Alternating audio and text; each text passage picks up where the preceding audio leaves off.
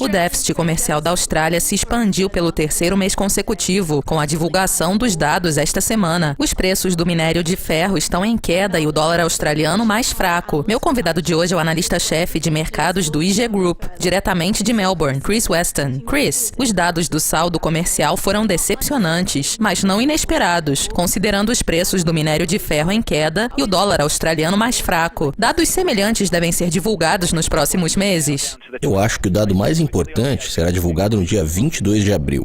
O RBA fará uma reunião na semana que vem e o mercado está apontando para uma probabilidade de quase 80% de que teremos um corte nas taxas. Há provavelmente um pouco de controvérsia em relação ao que economistas estão prevendo. Muitos ainda acham que as taxas permanecerão em 2,25%. Eu acho que era esperado que o déficit se expandisse ainda mais. Eu não tenho certeza de quais serão as repercussões no crescimento, mas certamente eu acho que os dados principais, se tivermos um corte nas taxas na semana que vem, serão certamente os dados do IPC divulgados no dia 22 de abril. Eu acho que os números da inflação ficarão favoráveis e talvez isso marque o fim do período de inflação muito baixa na Austrália. Mas certamente, se eles forem mais altos, as pessoas podem dizer que o RBA provavelmente vai parar de fazer cortes nas taxas por enquanto. Se os números forem mais baixos, eu acho que a maioria das pessoas vai dizer que há a possibilidade da taxa básica cair ainda mais, chegando a 1,5% no final do ano. E aí, eu acho que boa parte da movimentação nos dados da balança comercial será causada pelos acontecimentos na China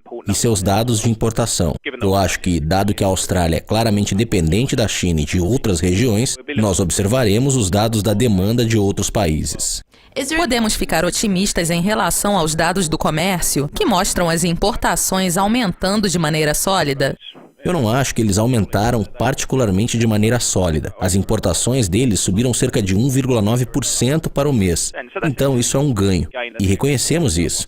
E as importações subiram em cerca de 1%. E eu não acho que nenhum desses números foi significativo o suficiente para fazer com que as pessoas fiquem confiantes de que o RBA não vá cortar as taxas.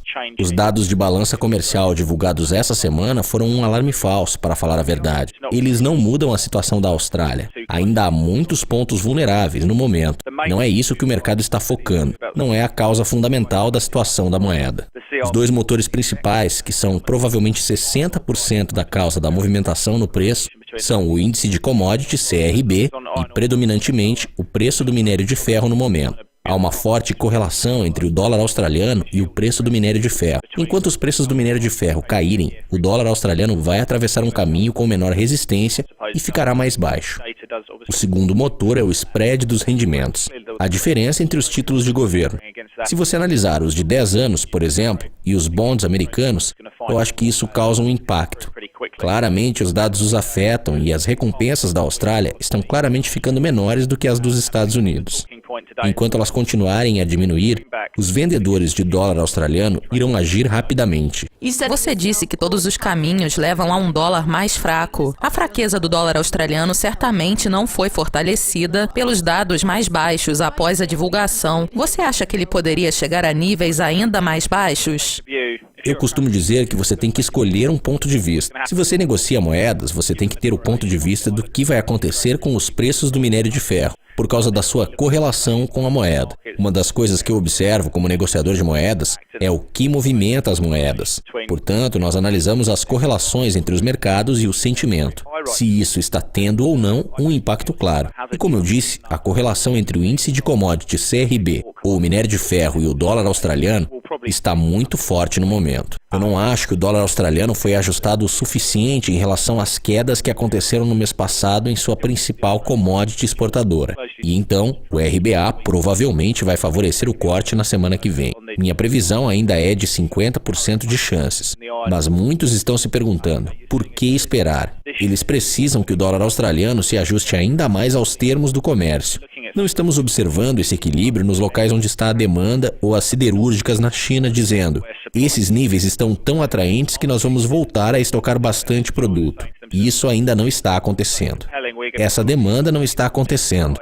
E, portanto, os mercados de futuros estão caindo. O spot price está caindo junto com eles e isso sugere, de uma das perspectivas de tendência de dinâmica, que os preços do minério de ferro podem cair ainda mais. Os fundamentos justificam isso, e o dólar australiano vai, consequentemente, ter que continuar a cair, e o RBA terá que fazer com que a moeda mais fraca alcance os termos do comércio. Chris Weston, do IG Group, nosso convidado de hoje. Nossa entrevista chegou ao fim. Obrigada pela audiência e continue conectado.